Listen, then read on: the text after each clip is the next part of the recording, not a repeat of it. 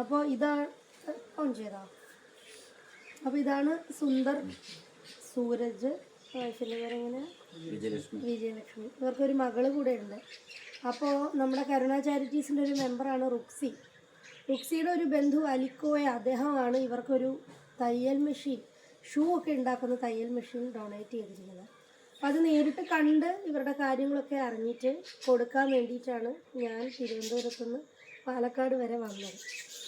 അപ്പോൾ കരുണ ചാരിറ്റീസിൻ്റെ സെക്രട്ടറി എന്നുള്ള നിലയ്ക്ക് എനിക്ക് ഇങ്ങനെ ഒരു കാര്യം ചെയ്യാൻ പറ്റിയതിൽ വലിയ സന്തോഷമുണ്ട്.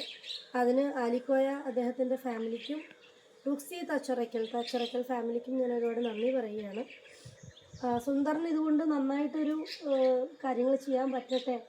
അപ്പോൾ ആർക്കെങ്കിലും സ്പെഷ്യൽ ഷൂസ്, ചെരുപ്പുകൾ, ഷൂസല്ല സ്പെഷ്യൽ ചെരുപ്പുകൾ, കാലുവേദനയൊക്കെ ഉള്ളവർക്ക് ഒക്കെ ഇടുന്ന സ്പെഷ്യൽ ചെരുപ്പുകൾ വേണമെങ്കിൽ ഞങ്ങൾ ഈ വീഡിയോയുടെ കൂടെ തന്നെ സുന്ദറിൻ്റെ നമ്പർ ഇട്ടിട്ടുണ്ടാവും.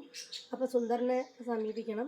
സുന്ദറിൻ്റെ മകനും ഈ പറഞ്ഞ പോലെ ഒരു ചെറിയ പ്രശ്നം, ഒരു ക്യാൻസർ പേഷ്യൻ്റ് ആയിരുന്നു. ഇപ്പോൾ ഇല്ല, എല്ലാം മാറി, ദൈവത്തിൻ്റെ കൃപ കൊണ്ട് എല്ലാം നന്നായി. പക്ഷേ കാല് ആംബ്യൂട്ട് ചെയ്യേണ്ടി വന്നു. ഒരു ആർട്ടിഫിഷ്യൽ ലിംബാണ് വെച്ചിരിക്കുന്നത്.